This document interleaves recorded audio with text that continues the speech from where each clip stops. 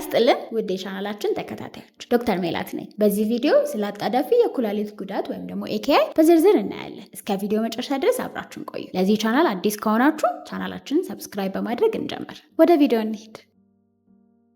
ኩላሊታችን በመደበኛነት ደምን ያጣራል። ከዛ በተጨማሪ በደም ውስጥ የሚገኙ እንደ ጨው፣ ውሃና ሌሎችም ንጥረ ነገሮች በሰውነታችን ውስጥ ያላቸውን መጠን በማስተካከል በበቂ ሁኔታ እንዲዘዋወሩ ያደርጋል። አጣዳፊ የኩላሊት ጉዳት ማለት ኩላሊት በድንገት ስራውን የቀነሰ ሲመጣ ወይም ደግሞ በፍጥነት ስራውን ሲያቆም ማለት ነው። ይህ ደግሞ በተለያዩ ነገሮች ሊከሰት ይችላል። ከዛ ጋርም ተያይዞ ሰውነታችን ወይም ደግሞ ኩላሊታችን ሲያጣራቸው የነበሩት እንደ ውሃ፣ ጨውና የመሳሰሉት ንጥረ ነገሮች በሰውነታችን ውስጥ እንዲጠራቀሙ እና እንዳይወገዱ ያደርጋል። አጣዳፊ የኩላሊት ጉዳት ምንም እንኳን በፍጥነት እስከ ዲያሊሲስ ድረስ የሚያደርስ ጉዳት ቢከሰትበትም በአስቸኳይ የሕክምና እርዳታ ከተደረገለት ኩላሊታችን ወደ ቀድሞ ሁኔታው ይመለሳል። የተለያዩ ነገሮች ለአጣዳፊ የኩላሊት ጉዳት ሊዳርጉ ይችላሉ። ከነዛም መካከል ከተለመደው ዝቅ ያለ ወይም ደግሞ ዝቅተኛ የሆነ የደም ዝውውር መጠን በሰውነታችን ውስጥ መኖር ነው። ይህ ከ40 እስከ 80% የአጣዳፊ የኩላሊት ጉዳትን ሲያደርስ እነዚህ አይነት ወይም ደግሞ በጣም ዝቅተኛ የደም ዝውውር መጠን ሰውነታችን ውስጥ እንዲኖር ከሚያደርጉ ነገሮች ውስጥ አንደኛው ተቀማጥና ትውከት፣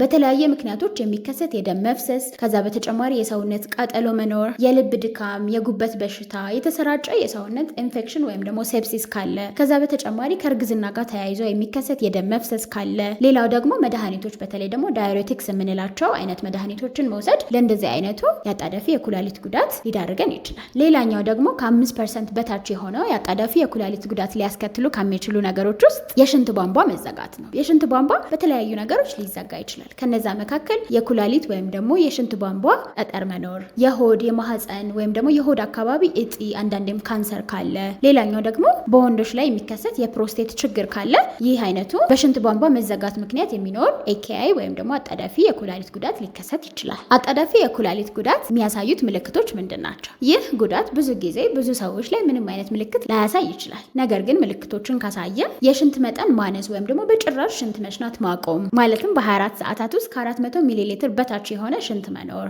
ደም የቀላቀለ ሽንት መኖር ወይም ደግሞ ቀይ ቡናማ የሆነ ሽንት መኖር፣ የሰውነት ማበጥ በተለይ ደግሞ እግር አካባቢ፣ አይናችን አካባቢ ማበጥ ካለ፣ በአጠቃላይም ሰውነታችን ላይ ሙሉ የሰውነት ማበጥ ካለ፣ ከዛ በተጨማሪ የምግብ ፍላጎት መቀነስ፣ ማቅለሽለሽ፣ ማስመለስ፣ ያልተስተካከለ የልብ ምት መኖር፣ የትንፋሽ ማጠር፣ የድካም ስሜት መኖር፣ ከዛ በተጨማሪ ደግሞ የማዞር ስሜት ካለ የአጣዳፊ የኩላሊት ጉዳት ምልክቶች ስለሚሆኑ በፍጥነት ወደ ሕክምና ተቋም መሄድ ይኖርቦታል። አጣዳፊ የኩላሊት ጉዳትን ለመመርመር ሐኪሞ የደም ምርመራ፣ የሽንት ምርመራ፣ ከዛ በተጨማሪ የአልትራሳውንድ አንዳንዴም የሲቲ ስካን ምርመራ ሊያደርግሎት ይችላል። አንዳንዴም ሐኪሞ በተደጋጋሚ የሽንትና የደም ምርመራም ሊያዝሎት ይችላል። ይህም የኩላሊቱን የስራ መጠን መጨመር ወይም መቀነሱን ቼክ ለማድረግ ወይም ደግሞ ለመከታተል ስለሚያግዘው ነው። አንዳንድ ጊዜ ደግሞ የሚያስፈልግ ከሆነ የኩላሊት ናሙና ተወስዶ ምርመራ ሊደረግሎትም ይችላል። ህክምናው እንዴት ነው? አጣዳፊ የኩላሊት ጉዳት እንደ መንስኤዎቹ ህክምናው ይለያያል።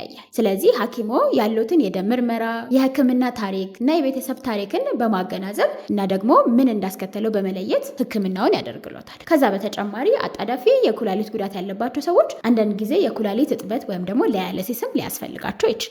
ስለዚህ አጣዳፊ የሆነ የኩላሊት ጉዳትን ለመቀነስ ማድረግ ካለብን ወይም ደግሞ እንዳይከሰት ማድረግ ከምንችላቸው ነገሮች መካከል የመጀመሪያው በቂ የሆነ ውሃ ወይም ደግሞ በቀን ውስጥ ቢያንስ 2 ሊትር የሚሆን ውሃ መጠጣት ነው። ከዛ በተጨማሪ ተቅማጥ እና ትውከት ካለ በአግባቡ ወይም ደግሞ በፍጥነት መታከም፣ የምግብ ፍላጎት መቀነስ፣ ድካም እና ሌሎችም አይነት ምልክቶች ካለ ወዲያው ወደ ጤና ተቋም በመሄድ በቂ የሆነ ምግብ መመገብ። ከዚህ በተጨማሪ ተጓዳኝ ህመሞች ለምሳሌ የጉበት፣ የጣፊያ፣ ስኳር፣ HIV እና የደም ግፊት የመሳሰሉት በሽታዎች ካሉ ተገቢውን የሆነ የህክምና ክትትል እና መድኃኒቶችን መውሰድ ያስፈልጋል። ከዛ በተጨማሪ በቂ የሆነ የአካል ብቃት እንቅስቃሴ ማዘውተር፣ ያለ ሐኪም ትዕዛዝ ምንም አይነት መድኃኒት አለመውሰድ፣ ከዚህ በፊት የሚታወቅ የኩላሊት ህመም ካለም ሐኪሞ ጋር በመሄድ ተገቢውን የሆነ ክትትልና ህክምና ማድረግ ይኖርባቸዋል።